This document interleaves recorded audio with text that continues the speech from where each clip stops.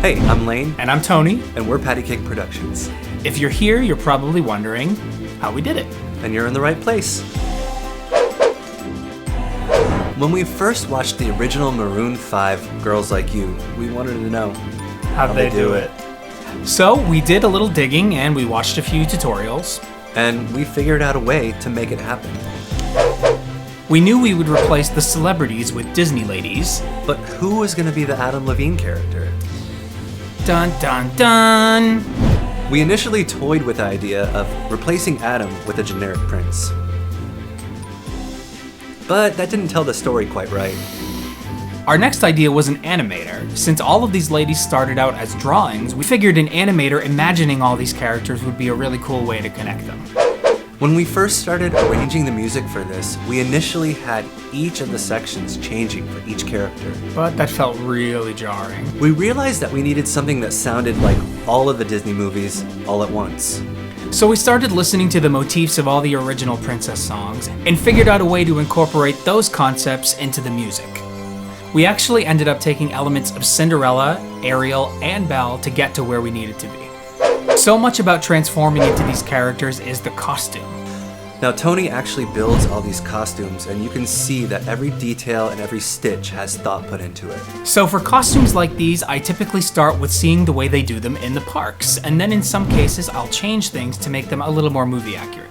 Another big part of the transformation is the makeup. Whether it's a beautiful princess or an evil green fairy, makeup helps you become the character. So if you'd like to learn more about these character makeups, check out The Royal Vanity, where you can watch step by step how to do these the official PattyCake way. Believe it or not, this video is actually a composite. Which basically means we had to shoot each element separately. The girls, the animator, and the room. Then we used software to assemble them all back together. So the biggest obstacle we faced going this direction was the technology to make it all happen. We knew we needed a rotating platform, and we had some ideas on how to do this. So the first thing we tried was a lazy Susan, like in your kitchen. But that could only support, I don't know, like a basket of fruit. Next, we tried a hoverboard. But that wasn't safe. Then we tried one of those rotating platforms that you can buy on Amazon. But it wasn't fast enough. Finally, we reached out to our friends at the Strolling Piano. We were lucky enough to work with such a great team who helped us come up with a way to rotate the platform exactly the same way at the same speed every single time. Each rotation had to be exactly 14 seconds. By my calculations.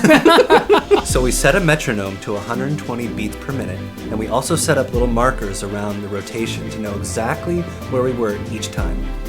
Now don't forget, the actors and the background had to be rotating at exactly the same speed for this to work. So we set up a track dolly that was 360 degrees that went completely around the room. Once all the footage was shot, we edited everything in After Effects. First, we placed the characters in chronological order.